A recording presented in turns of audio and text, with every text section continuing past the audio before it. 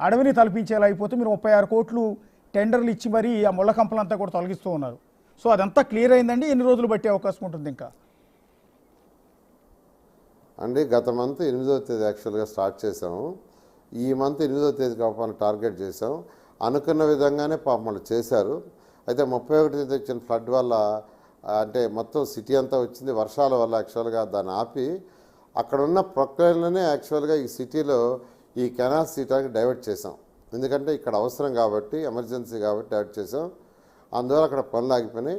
మరొక 4-5 రోజులు వాళ్ళు పనులు స్టార్ట్ చేస్తే ఒక 10 రోజుల్లో అది పూర్తి అయిపోతుంది. కేవలం మరొక 10 days సరిపోతుంది. మళ్ళీ ఆనాటి అమరావతి కళ కనిపిస్తోందండి.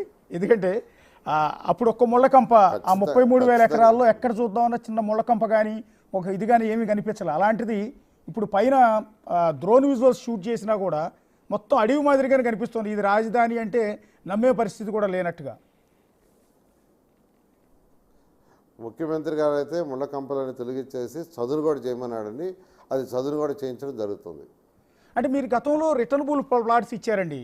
ఎవరైతే ల్యాండ్ పూలింగ్ కింద భూములు ఇచ్చారో వాళ్ళ కమర్షియల్ ఫ్లాట్లు కావచ్చు, రెసిడెన్షియల్ ఫ్లాట్లు కావచ్చు, ఇవన్నీ కూడా అలాట్ చేశారు.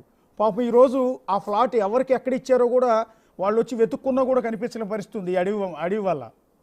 సో అదే ఎట్లా అండి? మళ్ళీ అదంతా వెరిఫికేషన్ కావచ్చు, ఐడెంటిటీ కావచ్చు, వాళ్ళకి అలాట్మెంట్ కావచ్చు, ఈ ప్రాసెస్ ఎలా ఉంటుంది? అంటే దానివల్ల ఎటువంటి ఇబ్బంది లేదండి. ఇప్పుడు యాక్చువల్గా ఇచ్చిందంటే జియో కోఆర్డినేట్స్ ఇచ్చాం. అంటే ఎవరి ప్లాట్ ఎక్కడుండేది జియో కోఆర్డినేటర్స్, ఆ జియో కోఆర్డినేట్స్ చూసుకుంటే ఎవరి ప్లాట్ ఎక్కడనేది తెలుస్తుంది. పోయిన రాళ్ళన్నీ కూడా నాటమని అధికారులకు ఆదేశం ఇచ్చాం. రాళ్ళు కూడా నాటడం జరుగుతుంది. ఓకే, ల్యాండ్ పూలింగ్ ప్రక్రియ గత 5 ఏళ్ల క్రితం మీ ప్రభుత్వం పడిపోవటం వల్ల ల్యాండ్ పూలింగ్ ప్రక్రియ అక్కడితో ఆగిపోయింది. మీరు ఎక్స్పెక్టేషన్ భూముల కంటే 34,000 ఎకరాలు మాత్రమే తీసుకున్నట్టున్నారు. ఇంకా తీసుకోవాల్సి ఉంది. పర్టికులర్గా ఇటు ఉండవల్లి కావచ్చు, ఆ పక్కనున్న నవలూరు కావచ్చు, ఇలాంటి గ్రామాల్లో ఇంకా పూలింగ్ జరగాల్సి ఉంది. ఆ ప్రక్రియ మళ్ళీ రీస్టార్ట్ చేశారా? యాక్చువల్గా స్టార్ట్ చేసామండి. నిన్నైతే కొంతమంది రైతులు నన్ను యాక్చువల్గా మీరు రాండి సార్ మాకు కొన్ని డౌట్లు ఉన్నాయంటే నేనే వాళ్ళ ఇళ్ళకి పోయి 10 మంది ఇళ్ళకి పోయి ఎక్స్ప్లెయిన్ చేశాను. వాళ్ళు 11.5 ఎకరాలు నేను ఇచ్చారు. ఇవాళ పెనుబాకు నన్ను రమ్మన్నారు. పెనుబాకులో 10 ఎకరాలు ఇస్తామంటే ఇవాళ ఈవినింగ్ 5 o'clock పోతున్నానండి.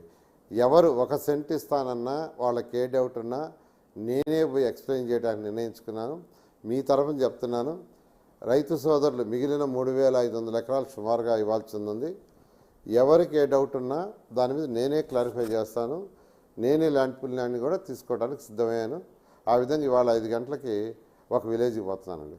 ఓ మీరే స్వయంగా వాళ్ళ దగ్గరికి వెళ్ళి ల్యాండ్ పూలింగ్ ప్రక్రియ అంతా మీ చేతుల మీదే నేరుగా రైతు ఇంటి దగ్గరికి వెళ్ళి కలెక్ట్ చేసుకుంటే వాళ్ళకున్న డౌట్స్ అవునండి. నిన్న 10 మంది ఇళ్ళకి పోయి నేను కలెక్ట్ చేసుకున్నాను అధికారులతోటే. ఇవాళ వచ్చి ఒక విలేజ్కి పోతూ ఉన్నాను. వాళ్ళు రమ్మన్నారు, 10 ఎకరాలు ఇస్తారు రమ్మన్నారు. మాకు కొన్ని డౌట్లు ఉన్నాయి, క్లారిఫై చేయమన్నారు. ఆ డౌట్లు క్లారిఫై చేయడానికే పోతున్నాను మంత్రిగా. అంటే గతంలో మీకు బాగా ఐడియా ఉందండి, చాలా చోట్ల ప్రొటెస్టులు చేశారు. పర్టికులర్గా 2-3 గ్రామాల్లో ఏదైతే ఉండవల్లి కావచ్చు, పెనుమాక, ఆ పక్కనున్న నవలూరు, ఇట్లాంటి 3-4 గ్రామాల వాళ్ళు మాత్రం మేము భూములు ఇచ్చేది లేదు, మేము రాజధానికి ఇచ్చేది లేదు, మా భూముల రేట్లు ఆల్రెడీ చాలా ఎక్కువగా ఉన్నాయి, ఇక్కడ రియల్ ఎస్టేట్ కూడా బాగుంది కాబట్టి ఇవ్వమని వాళ్ళందరూ ధర్నాలు కూడా చేశారు. ఇప్పుడు వాళ్ళందరూ ఆలోచనలో మార్పు వచ్చిందా? గత 5 ఏళ్లలో వాళ్ళ భూముల రేట్లు పెరగకపోగా ఇంకా పడిపోయిన పరిస్థితి ఉంది కదా? చాలా మందికి యాక్చువల్గా మార్పు వచ్చిందండి. వాళ్ళు కూడా అర్థం చేసుకున్నారు.